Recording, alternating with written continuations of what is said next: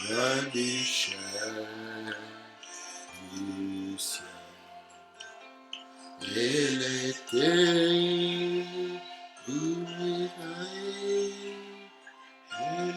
misérable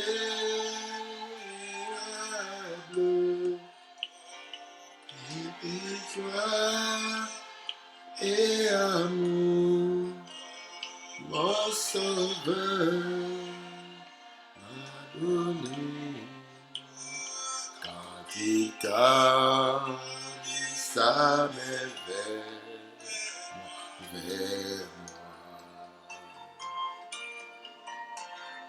quand il t'a dit sa merveille vers moi,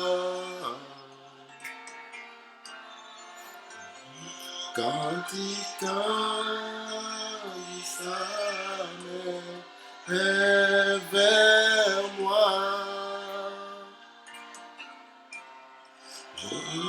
j'étais perdu et égaré, sans demi, sans fil.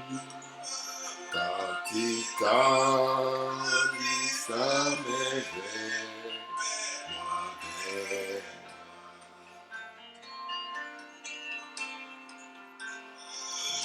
j'étais presque désespéré quand il vint vers moi, montrant que je pouvais être libre.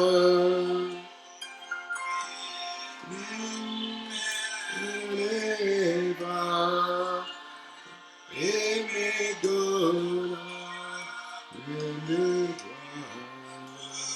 car il t'a dit sa merveille vers moi. Quand il t'a dit sa merveille vers moi,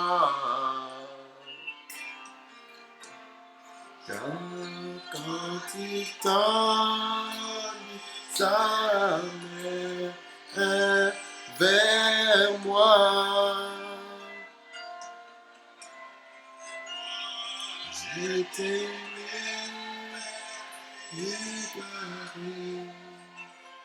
sans demi, sans fil. Ça m'éveille,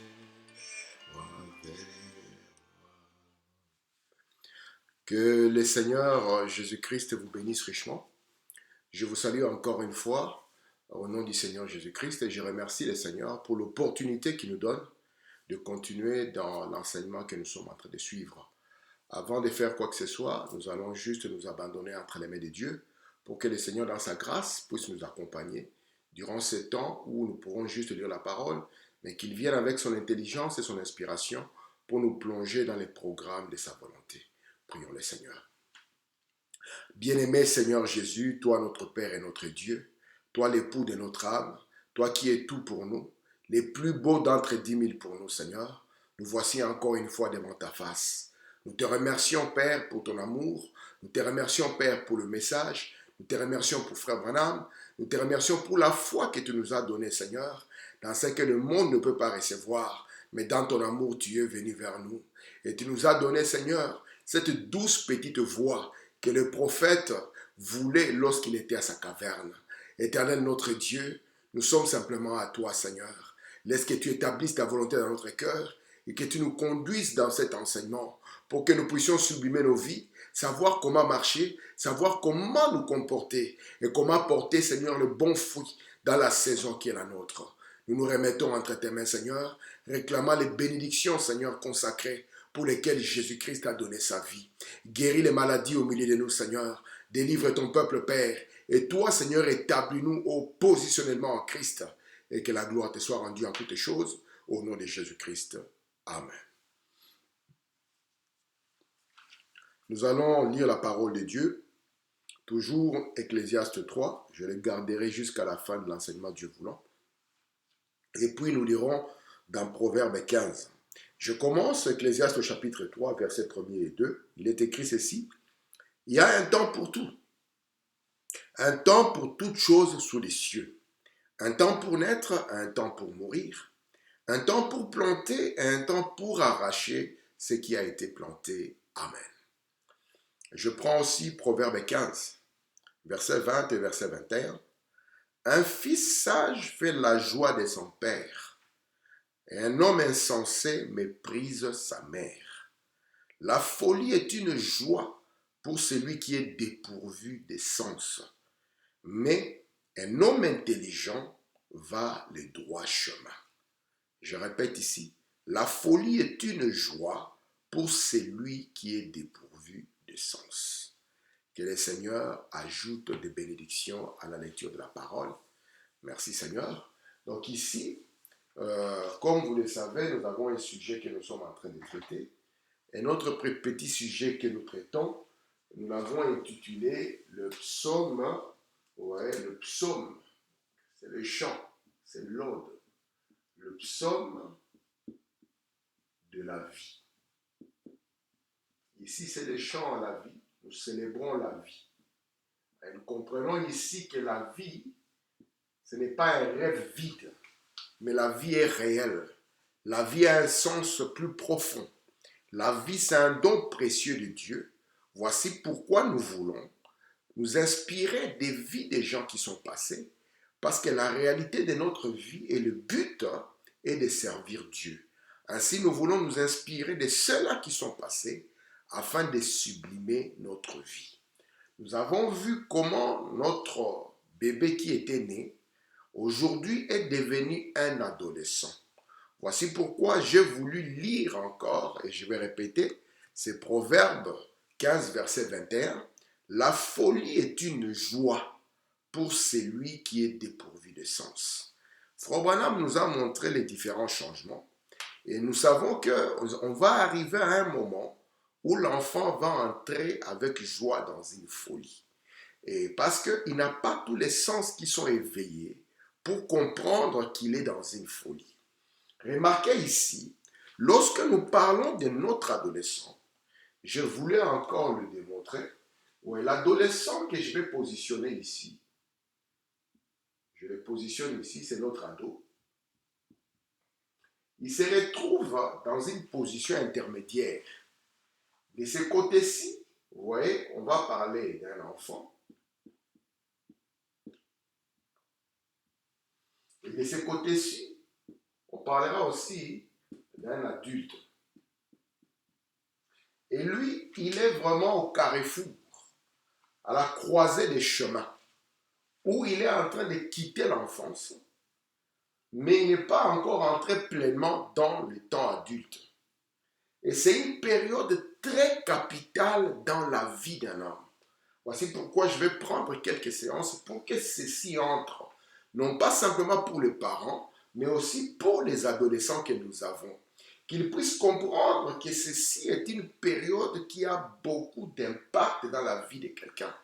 Parce qu'ici, il est en train de former le caractère qui sera le sien lorsqu'il va traverser ici.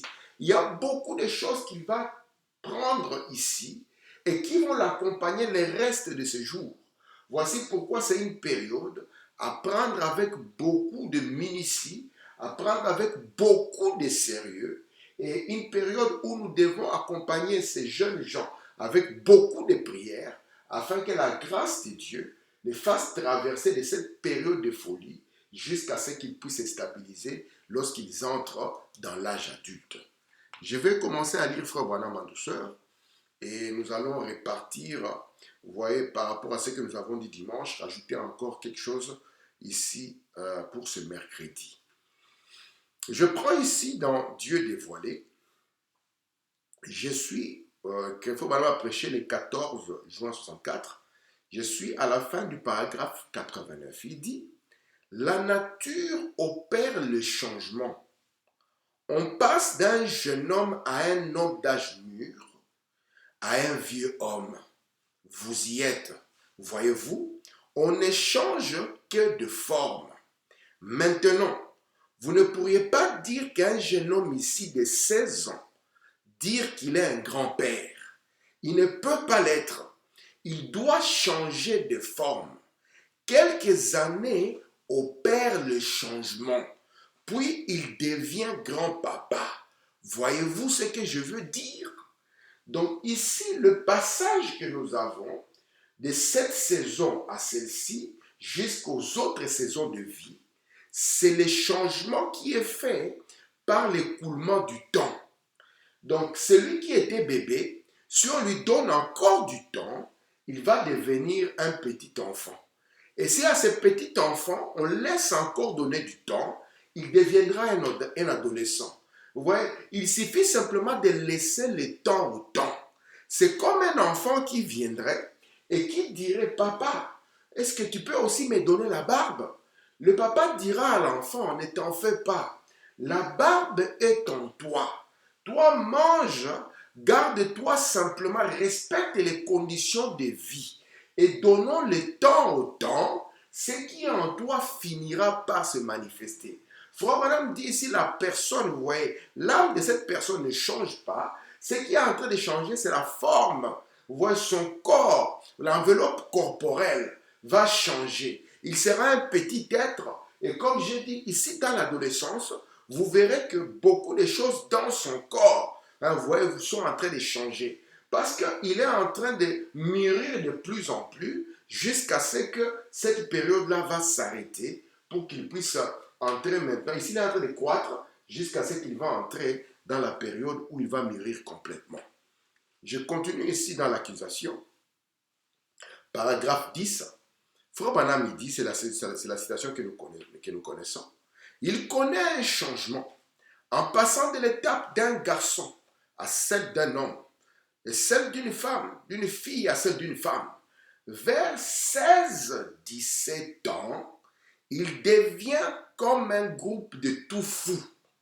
Et je vous prie simplement de le supporter durant cet âge. Durant l'âge de 16-17 ans, il entre complètement dans la folie. Et lorsqu'il entre dans cette folie, il est dans la joie. Parce qu'on dit que la folie est une source de joie pour l'homme qui n'est pas avisé. Vous voyez, il n'est pas complètement avisé. C'est pour cela que dans ce degré de folie, il va penser qu'il a complètement raison. Et remarquez ici, il y a une chose que vous devez comprendre. Et c'est ce que je vais montrer aujourd'hui. Lorsqu'il est petit enfant, les référentiels qu'il a, ce sont les parents. Vous voyez, parce que c'est le premier entourage qu'il a. Mais je vous ai montré qu'il y a une étape. L'étape de quitter la maison et d'aller à l'extérieur. Ça va changer les référentiels de l'enfant. Lorsqu'il est enfant, papa est le meilleur, maman est la meilleure. Papa est capable de faire tout. C'est vraiment un Superman. Mais lorsqu'il va commencer à avancer en âge, il y aura un écart parce qu'il commence à prendre conscience. Il est devenu une âme vivante. Il est capable de faire des choix. Il va commencer à avoir un écart entre lui et les parents à cause de cette différenciation d'âge. Il va y avoir des intérêts qui ne sont plus pareils. Et c'est là où le grand piège risque d'arriver. Laissez-moi d'abord lire Frère Branham tout doucement ici. Vous voyez, Frère Branham dit ceci, dans question-réponse numéro 1, qu'il a prêché le 23 août 1964, paragraphe 118. Et j'ai dit, chaque enfant doit passer par là. Pratiquement chacun passe par cet âge. Vous y êtes passé, et moi aussi. Et nous avons dû penser comme eux. Lorsque nous étions dans cette période de folie, nous avions les pensées folles. Vous voyez, voici pourquoi Fourbana montre que si le temps est donné à un être, personne ne peut échapper à cette période de folie. C'est pour ça qu'il faut beaucoup de grâce pour que Dieu puisse nous contenir et que des dégâts ne soient pas commis ici, parce qu'il y a des dégâts que les ados commettent et qui vont les poursuivre toute leur vie.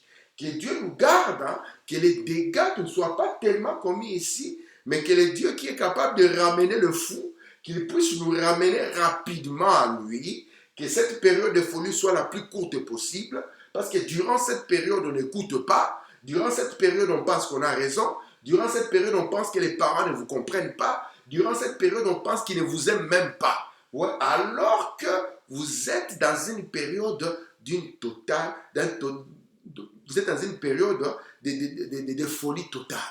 Amen. Regardez ici. Je prends dans un super signe pour montrer que les ados, ils ont besoin des gens qui ont quelque chose en commun avec eux. On va le voir. Je prends dans un super signe.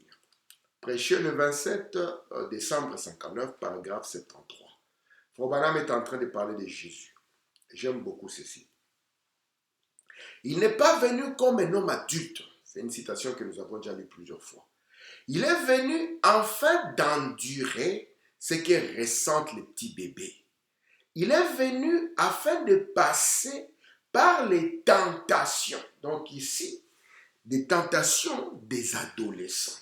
Ici, c'est une période qui connaît beaucoup de tentations. Ouais. On a ici énormément de tentations. Parce que c'est une période de découverte. On pense qu'on est adulte alors qu'on ne l'est pas. Et on a beaucoup de questions, beaucoup de curiosités.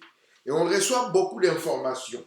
Que ce soit au niveau de l'école, que ce soit ailleurs. Vous voyez, c'est ici même où la sexualité d'un enfant commence à devenir une grande curiosité, un moment de développement. Et beaucoup de questions viennent. Et avec ces questions viennent aussi beaucoup de tentations. Voici pourquoi Frère Branham montre que Jésus, lorsqu'il est venu dans la chair, il est passé par ces différentes phases. Il est venu afin de passer par les tentations des adolescents. William Branham dit, les mamans envoient leurs enfants à l'école, ils en sortent complètement détruits. Écoutez, afin de passer par cela, afin d'endurer les embûches et les pièges du diable. Ici, il y a des tentations et il y a aussi plein de pièges. C'est une période avec beaucoup de pièges. Et vous n'avez pas d'expérience. Donc, une période remplie de tentations, une période remplie de pièges. Et Jésus est venu passer par là. Écoutez, en tant qu'homme, afin de frayer une voie pour les gens de tout âge. Jésus est venu ouvrir parce que l'homme est entré dans la chair afin de passer par les épreuves et les tentations. Ouais, et les épreuves et les tentations sont à différents stades. Ouais, les tentations d'un enfant ne sont pas toujours celles d'un adulte. Ouais, et Jésus est passé afin d'endurer les pièges et les tentations et d'ouvrir les chemins de la victoire pour les adolescents, ouvrir les chemins de la victoire pour les enfants, ouvrir les chemins de la victoire pour les adultes, de sorte que son peuple, quel que soit l'âge, soit capable, vous voyez, d'être victorieux. Amen. Je prends ici dans Soyez certains de Dieu. C'est une période où il y a des tentations et des pièges. Écoutez ce que Frère Branham va dire concernant les diables. Parce que ce sont des tentations et des pièges du diable. Frère Branham dit dans Soyez certains de Dieu, prêché le 12 avril 1959, au paragraphe 21. Alors, je commence d'abord par ça et puis je vais prendre les tentations. Laissez d'abord que je puisse lire ceci. Je suis dans Soyez certains de Dieu. Je vais commencer d'abord par ça. Paragraphe 21. Job, une fois, Dieu a laissé les diables tester Job. Voyez, Job, lui, il a connu les tentations d'un adulte. Et quelles peuvent être les épreuves et les pièges d'un adulte? C'est de voir parfois ses enfants, les propres enfants, en train de passer dans l'adolescence, et être complètement, emportés par les diables. Frère Branham a vu Billy Paul dans l'adolescence. Il avait environ 14 ans. Et Frère Branham l'a vu en train de fumer. William Branham dit, cela a failli me tuer. Je suis entré dans la salle de bain et j'ai commencé à pleurer. Parce que sa maman m'avait dit, prends soin de Billy Paul. Et lorsque je l'ai vu en train de dévier, il dit, cela allait me tuer presque. Ce sont des épreuves et des tentations qu'un adulte ou qu'un père peut avoir ou une mère. Ce ne sont pas les mêmes tentations qu'un enfant va avoir. Maintenant, écoutez ici. Il dit ici, lorsque Job sortait, il offrait un holocauste pour ses enfants. Ceux-ci offraient un festin. Les enfants de Job, ils étaient dans l'âge où on aime les fêtes. Ils étaient dans la fête. Mais Job, lui, en tant que père, il sait que durant cette période, ils ont besoin d'être accompagnés par les prières des parents. Écoutez, frère Branham, il offrait un holocauste pour ses enfants. Ceux-ci offraient un festin. Ainsi, Job savait en son temps ce qu'étaient les adolescents. Donc, Job savait ce qu'étaient les adolescents. Il savait en son temps de quoi ils étaient faits, cet esprit turbulent. Donc, ils sont dans une position de turbulence. Et Job savait qu'ils sont dans un festin. Il sait ce qui constitue l'adolescence. Écoutez, ainsi Job a dit, peut-être que mes enfants ont péché. Je vais offrir un holocauste pour eux de toute façon. Ici, il y a des pièges et des tentations. Il y a beaucoup de choses qu'ils vont endurer.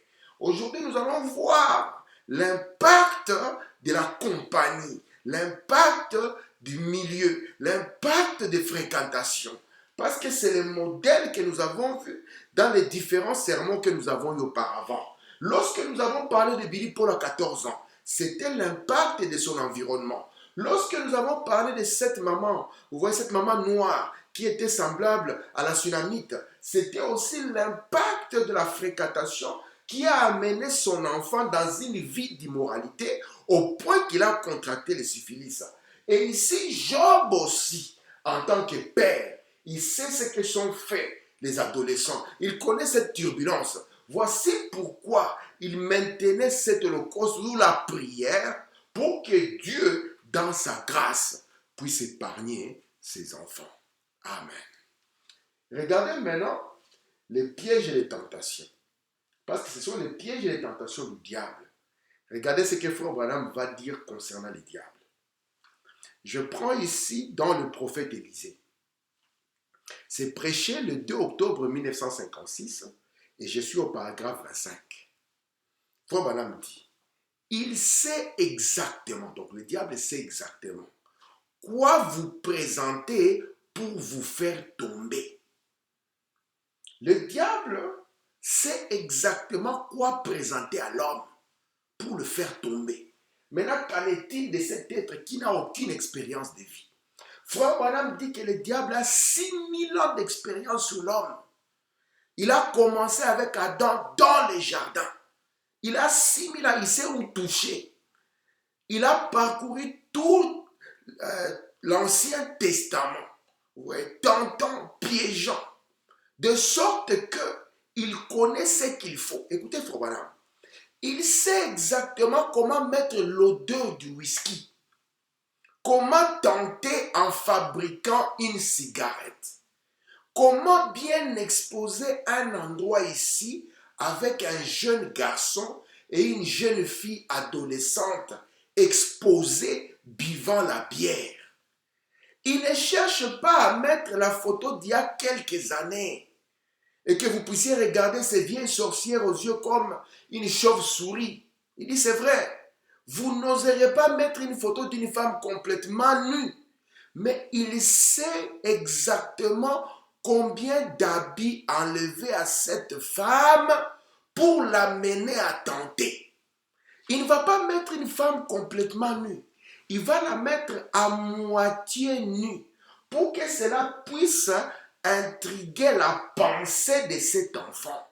Et dans sa pensée, c'est là où l'enfant va sortir les restes d'habits. Vous voyez, il sait comment l'amorcer. La Bible dit amorcer par leur convoitise. Vous voyez, ils vont concevoir le péché. Et ici, Branham dit, il sait comment faire, comment amener ces pièges et ces tentations. Laissez-moi lire toute la citation avant de la commenter. Mais il sait exactement combien d'habits enlever à cette femme pour l'amener à tenter. Assurément, il connaît la nature humaine. Il sait comment vous attraper aussi là. Il est éveillé nuit et jour, errant comme un lion rugissant pour dévorer ce qu'il peut. Certainement. Ainsi, il savait exactement comment s'y prendre.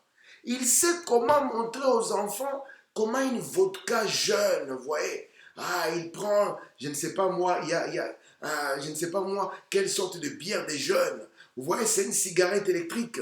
C'est ci ou c'est là. Il sait comment rendre un péché tellement attractif, particulièrement pour nos jeunes gens. C'est pour cela que Jésus est venu pour qu'il puisse passer par ça et qu'il puisse montrer la voie de la délivrance ou bien la voie de la victoire pour les jeunes qui connaissent les tentations et les pièges. Amen. Regardez Frère Branham ce qu'il dit. Je prends dans il y a une seule voie à laquelle Dieu a pourvu pour tout. Prêché le 31 juillet 63, je suis au paragraphe 160. Il dit ici, un homme est venu me voir. Il a dit, c'est un homme qui vient voir le prophète. Il dit, j'ai un garçon de 16 ans. Je suis toujours à 16 ans et en bas. Donc nous pouvons partir, comme j'ai dit, Jésus à 12 ans est venu pour résoudre notre problème.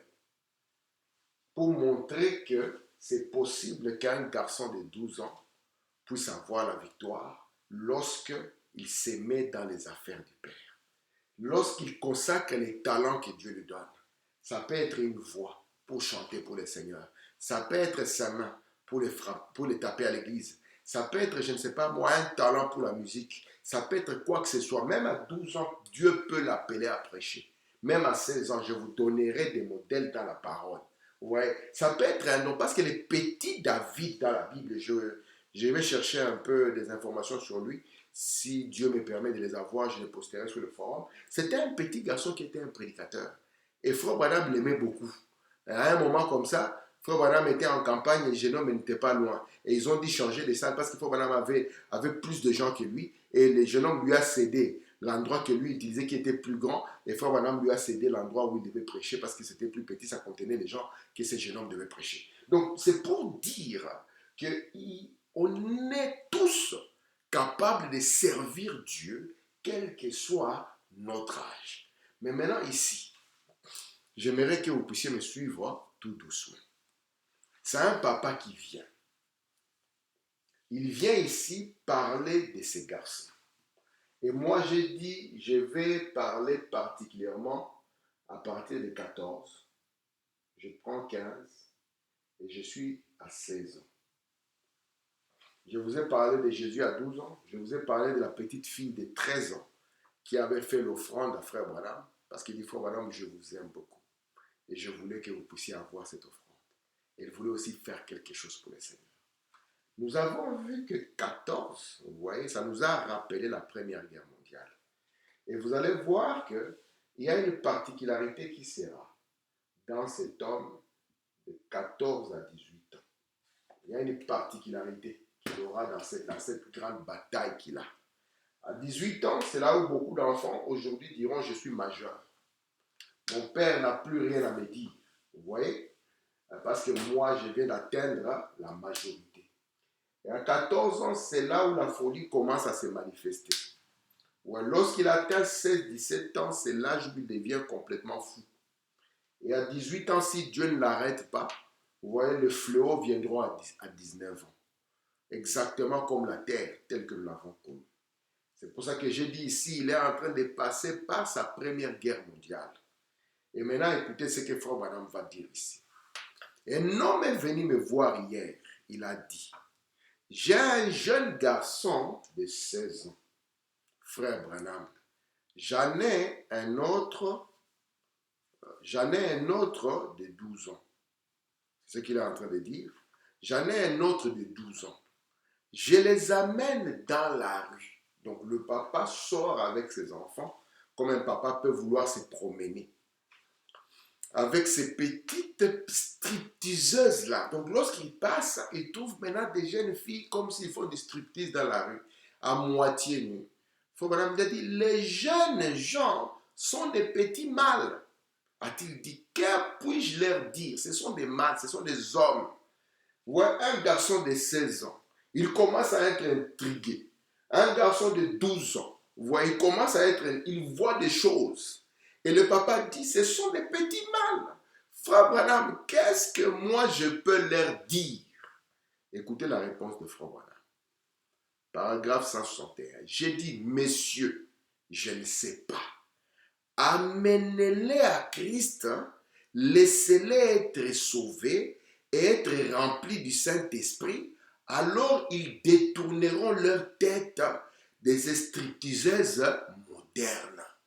Donc imaginez, l'enfant de 16 et de 12 ans, même si il est éduqué comment, s'il n'est pas venu à Christ, si Dieu ne le sauve pas et qu'il n'est pas rempli de l'esprit, il aura difficile à détourner sa tête. Il sera attiré par ces tentations qui finiront demain par être un piège pour son âme. La solution pour Frère Branham était de les amener à Christ, pour que Christ puisse faire quelque chose pour ses enfants. Amen. Regardez ici. Je commence à entrer maintenant dans ma leçon du jour. Je prends dans l'homme le plus méchant que je connaisse. Je suis au paragraphe 52, c'est prêché le 27 janvier 62. Frère Branham dit, quand vous voyez les jeunes avec les vieux, vous voyez une petite fille qui tourne tout le temps autour de grand-mère, il y a quelque chose qui cloche. Il y a une trop grande différence d'âge. Vous savez, les jeunes filles de 16 ans aiment se bourrer de chewing-gum, vous savez, et des choses comme cela, et parler de leurs petits amis. Donc les jeunes filles de 16 ans, il est difficile d'aller les trouver en compagnie des mamans, des grands-mères de 80 ans. Vous allez trouver les jeunes filles de 16 ans avec des jeunes filles de leur âge, en train de se bourrer de chewing-gum, comme dit Frobana. Et à cet âge-là, elles ont déjà leur petite amie. Ils commencent à se poser des questions. As-tu déjà embrassé un garçon? Et des choses comme ça. Regardez, suivez-moi. Vous voyez, les gens ont certainement des choses en commun. Ça, c'est Jésus ne manque à aucun de ses rendez-vous. Prêché le 18 avril 64, paragraphe 31. Les gens ont certainement des choses en commun. Ma mère avait un adage qu'elle utilisait souvent. Les oiseaux de même plumage volent ensemble. Vous ne verrez pas les buses et les colombes manger ensemble. L'une est un charognard. La colombe ne pourrait pas manger ce que mange le bus parce qu'elle n'a pas de bile. Elle ne pourrait pas les digérer. Frère Branham va montrer ici quelque chose de capital à comprendre. Je vais effacer un peu ça. Mais c'est très important et c'est très capital à comprendre. Ça nous permettra de comprendre ce qui est arrivé à Billy Paul. Ça nous permettra de comprendre ce qui est arrivé à l'enfant de la maman, de cette maman sunamite. Ça nous permettra de comprendre cela. Il faut savoir que les gens doivent avoir quelque chose en commun. Frère Branham va continuer. Il dit ceci. Quand Jésus ne manque à aucun de ses rendez-vous, prêché le 18 avril 64, paragraphe 18, maintenant, considérez les gens. Prenez par exemple les jeunes gens, les adolescents. Ils n'aiment pas côtoyer les vieillards, car ils ont entre eux, les jeunes, des choses en commun. Donc, ici, il est primordial de les réaliser. Quand l'enfant commence à grandir, il va y avoir comme un écart d'âge, un écart de réalité, un écart d'intérêt entre lui et les parents. Et les parents ne seront plus, vous voyez, le point focal pour lui. Il va chercher maintenant des gens qui ont quelque chose en commun avec lui. Et ce qu'ils ont en commun, c'est le fait d'être jeune. Vous voyez? Ou bien le fait d'être ado. Cela les amène dans une communion. Parce que Frère Branham dit les jeunes gens, c'est impossible de le voir rester avec un vieillard. Ou là, Madame dit, si vous voyez une petite fille toujours attachée à grand-mère, soit grand-mère a des bonbons, ou bien c'est la petite chérie de grand-mère, c'est grand-mère qui la gâte. Mais en réalité, l'intérêt qu'elle a, c'est de trouver d'autres enfants parce qu'ils ont quelque chose en commun. Et c'est ici où le grand piège va se renfermer sur notre enfant que nous avons engendré. Comme Billy Paul. Billy Paul, lorsqu'il est parti, il a trouvé d'autres jeunes. Et en tant que jeunes, ils étaient comme lui. Et étant comme lui, ils pouvaient avoir des tas de choses en commun. Des tas de choses sur lesquelles ils pouvaient parler. Ils peuvent parler de ceci, peuvent parler de cela. Voici pourquoi les jeunes filles peuvent avoir en commun le fait de parler de leurs petits copains. Et les jeunes garçons, certainement, parleront de leurs copines, parleront de telle expérience, parleront de telle chose. Et c'est par là que les pièges et les tentations vont commencer. Et ici, Frère Branham va dire quelque chose de capital. Il dit, oui, c'est vrai que si vous prenez la buse et la colombe, ce qu'ils ont en commun, c'est qu'ils sont des oiseaux. Mais vous ne les verrez jamais ensemble. Parce que la colombe ne peut pas digérer ce que la buse peut digérer. Continuons ici. William Branham dit ici, ils ont des choses en commun. Quand vous voyez une petite fille s'accrocher tout le temps à la grand-mère, eh bien c'est qu'il y a là quelque chose qui cloche. Il y a un grand écart d'âge. Soit elle est la chérie de la grand-mère, soit la grand-mère a un sac de bonbons quelque part. Vous voyez? Dans Remplir de fossés la vallée, prêché le 28 juillet 56 paragraphe 31, Madame dit, maintenant je veux que vous remarquiez combien il est parfois facile pour un chrétien peu affermi d'entrer en mauvaise compagnie en essayant d'être compatissant. Donc ici, c'est un piège. Nos jeunes, ce sont souvent, vous voyez, des ados. Ils ne sont pas affermis. William Branham dit, Billy Paul était baptisé, mais il ne s'est jamais complètement abandonné au Seigneur. Et Branham dit ici qu'il est facile pour un chrétien peu affermi d'entrer en mauvaise compagnie en essayant d'être compatissant. Je vais être quand même gentil, je vais parler avec eux. Ça va commencer peut-être sur des petites choses.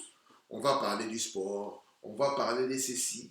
Et tout doucement, la profondeur de Satan va commencer à venir. C'est vrai que Billy Paul était avec eux. Et certainement que quand ils ont commencé à fumer, il a dit, moi je ne fume pas.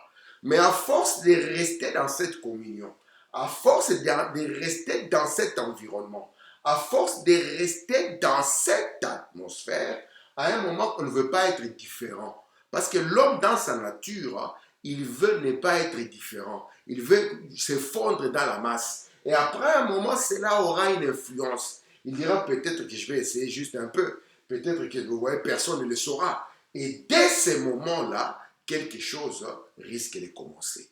Branham dit ici, regardez mes frères, il dit, eh bien je vous assure, je vais juste aller à la salle de billard. Je ne sais pas jouer au billard, mais je vais y aller. J'irai à cette partie de danse avec Suzy parce qu'elle est une fille bien et peut-être que je la gagnerai au Seigneur. Frère Branham dit, vous n'y arriverez jamais en faisant cela. C'est vrai. Montrez vos couleurs, c'est vrai. N'allez pas sur le mauvais terrain. Le conseil que je donne à nos frères ici, qui sont en dos, c'est que, et c'est un conseil valable pour nous tous, un chrétien montre ses couleurs quel que soit l'endroit où il est. Il montre son identité.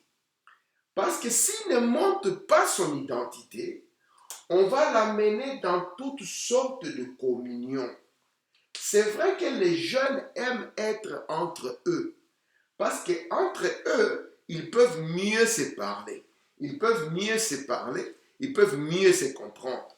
Mais vous ne pouvez pas simplement vous limiter à dire que parce que c'est un jeune, j'en fais mon ami.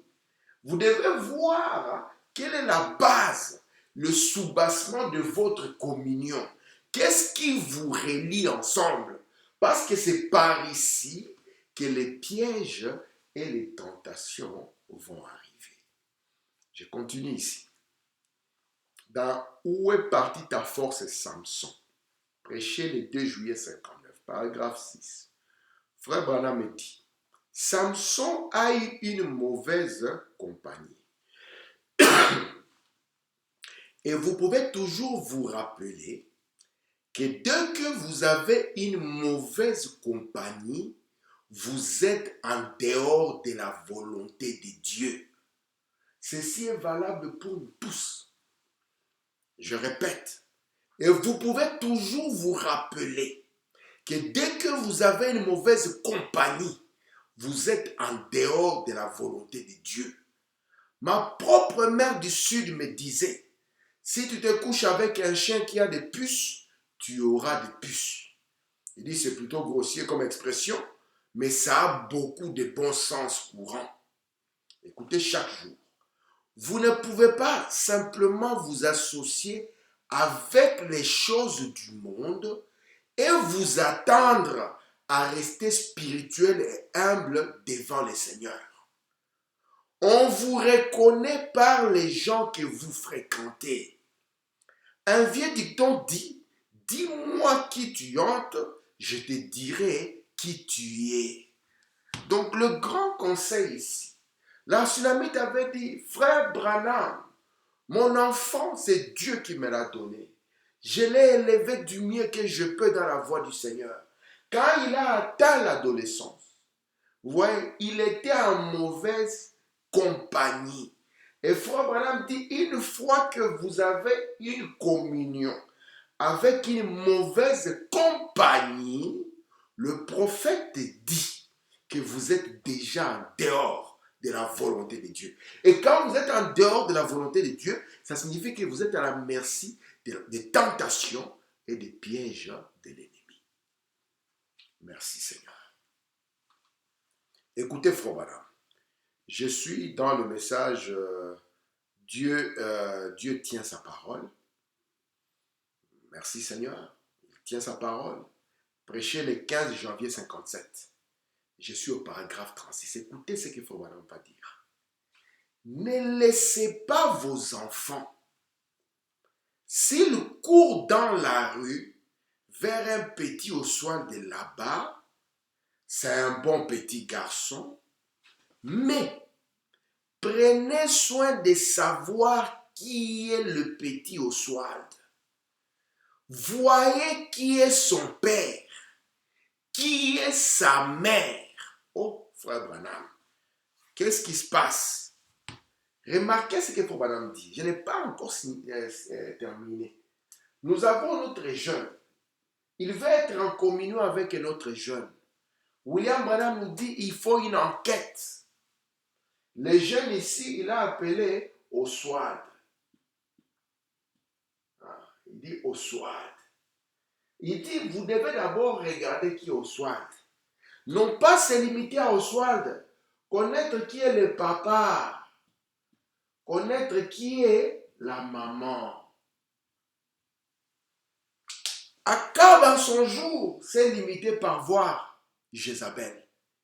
Mais il n'a pas voulu comprendre la maison dans laquelle a grandi Jézabel. Et votre enfant qui est un jeune, qui a besoin aussi d'avoir des gens de son âge. Frère Branham dit, regardez si Oswald est un bon garçon et ne vous limitez pas à cela.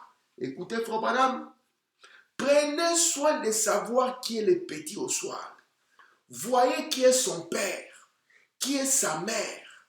Ce sont peut-être des gens qui haïssent l'évangile. Ils peuvent avoir tout inculqué au petit Oswald. Et vous laissez votre petit garçon ou votre petite fille fréquenter quelqu'un de ce genre. Et la chose suivante, vous savez, il viendra et agira comme le petit Oswald. Eh bien, vous savez que c'est vrai. Observez vos partenaires. Ayez de bonnes fréquentations. N'allez pas dans des salles de billard avec ces garçons-là juste parce que vous pensez les gagner à Christ. Si vous n'êtes pas capable de les gagner à Christ dans l'église, ou là chez vous, ou assis dans votre voiture, vous ne le ferez pas dans la salle de billard. Je vous assure, vous êtes sur le terrain du diable. Restez-en éloignés, c'est vrai. Séparez-vous. Dieu a dit, sortez du milieu d'eux et séparez-vous. Dieu a dit, alors je vous recevrai. Dieu cherche quelqu'un qui a le courage de tenir bon. C'est ce que Dieu a toujours voulu. Quand Frère Branham a vu que j'ai parlé à mon garçon, il ne m'écoute pas, Frère Branham a pris les garçons de force. Il l'a enlevé de l'école publique et est parti les mettre dans une école biblique pour que les garçons puissent changer son milieu. Parfois, il peut dire, ah, mes amis savent que je suis un chrétien. Tes amis savent que tu es un chrétien. Mais une fois que tu seras en mauvaise compagnie, Frère Branham dit, tu es en dehors de la volonté de Dieu. Et le fameux christianisme que tu dis dans la bouche ne pourra plus suivre dans les actes. Et dans leur cœur, ils diront, voici quelqu'un qui va à l'église. Frère Branham insiste, il dit, ayez une bonne fréquentation. Ayez une bonne compagnie. Parce que les pièges et les tentations vont commencer durant ces moments de communion. Je continue encore. Je suis dans un paradoxe. Prêché le 28 janvier 62, paragraphe 47. Le prophète dit, c'est alors que l'homme doit faire attention. C'est ici que nous devons faire attention. C'est là que vous, les jeunes filles, vous devez faire attention aux petits gars à la chevelure lisse. À 16 ans, ils veulent parler de leur petit ami. Et il y aura peut-être une fille chrétienne qui n'a pas de petit ami. Nous allons le voir plus tard. Parce que c'est un cas qui est arrivé au Branham Tabernacle. Il y a une autre. C'est un cas où quand vous êtes un peu retiré, parfois les jeunes vont se moquer de vous.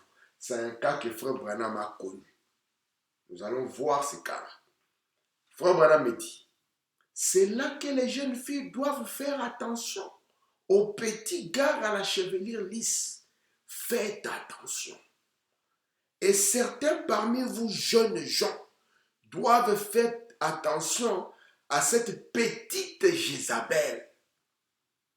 Vous savez, qui vous dérouterait. Faites attention. Ayez de bonnes fréquentations. Branham dit, faites attention. Les garçons, faites attention aux jeunes filles. Les jeunes filles, faites attention aux jeunes garçons. Parce qu'ici, il est facile d'être dérouté. L'enfant, vous voyez, l'enfant de notre synamite noir en est la preuve. Il fut dérouté. Et cela a failli le conduire dans l'éternité sans Dieu. Frère Branham a 14 ans. Il dit, je vivais une vie morale. J'étais un garçon qui n'allait pas au bar. J'étais en train d'écouter ça aujourd'hui. Il dit, je ne faisais rien. Il est dit dans le message dès ce moment-là. Il dit, j'étais un garçon pur. Mais il y a quelque chose qui me manquait, c'est Christ. Il dit, quand la mort est entrée dans ma chambre, à 14 ans, il dit, je savais que j'allais loin de Christ. Il dit, faites attention. Les jeunes, oui, ils aiment être avec les jeunes.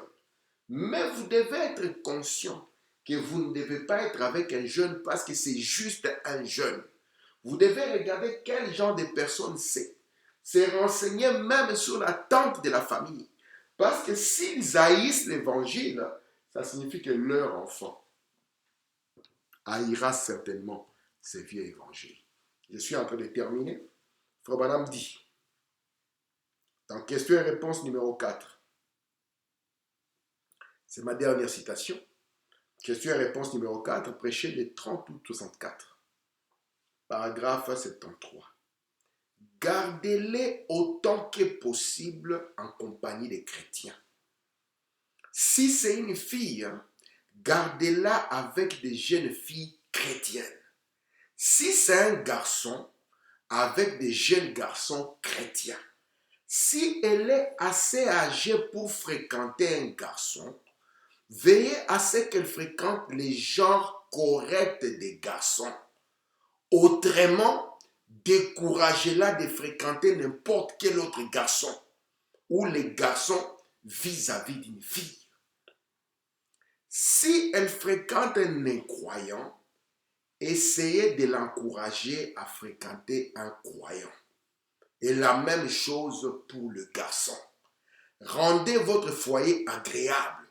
Faites de votre demeure un endroit où votre fille ou votre fils n'auront pas honte d'amener leurs amis devant leur père et mère et dans leur maison. Rendez votre foyer si heureux qu'ils se plairont à rester à la maison. C'est ça le secret. Aujourd'hui, les parents ne sont plus, vous voyez, ils ne sont plus concernés. Un père, vous pouvez arriver, où est Junior? Le papa dit, je ne sais pas. Maman dit, je ne sais pas. C'est une honte. Frère Branham nous montre ici que vous devez les encourager à rester en compagnie des chrétiens, à éviter ce genre de fréquentation. Parce que nous allons voir les conséquences de cela. Parce que les pièges qui se renfermeront d'eux commenceront ici. Je vous ai dit qu'à l'école, chacun va venir avec son éducation.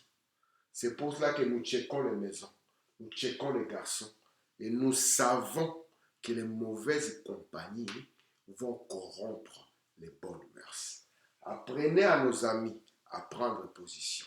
Apprenez à nos amis à montrer leur couleur. Apprenez à nos amis qu'il est facile de tomber dans une mauvaise compagnie. Et quand on y est, on est en dehors de la volonté de Dieu. Dieu a toujours voulu que son peuple soit un peuple à part. Dieu a toujours voulu que son peuple soit un peuple différent. Voici pourquoi nous nous habillons différemment, nous parlons différemment, nous avons, vous voyez, des centres d'intérêt qui sont différents du monde. Sachez, mes amis, que les pièges et les embûches commenceront dans ces moments de communion. Et soyez intelligents. Un homme intelligent, c'est celui qui sait trier, vous voyez, les gens qui vont faire ton entourage. Parce qu'ici, vous êtes dans une période particulière. Votre caractère est en train de se former.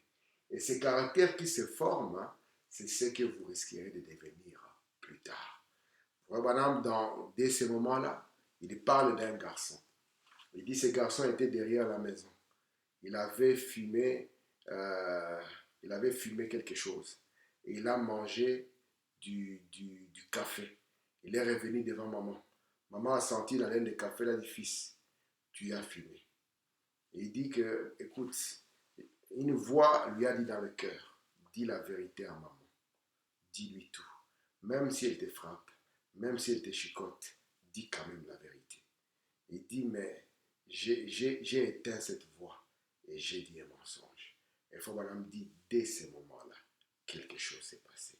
Et nous ne voulons pas que nos enfants, à partir de ceci, il y ait dès ce moment-là qui va les conduire à devenir remplis de démons comme les gens.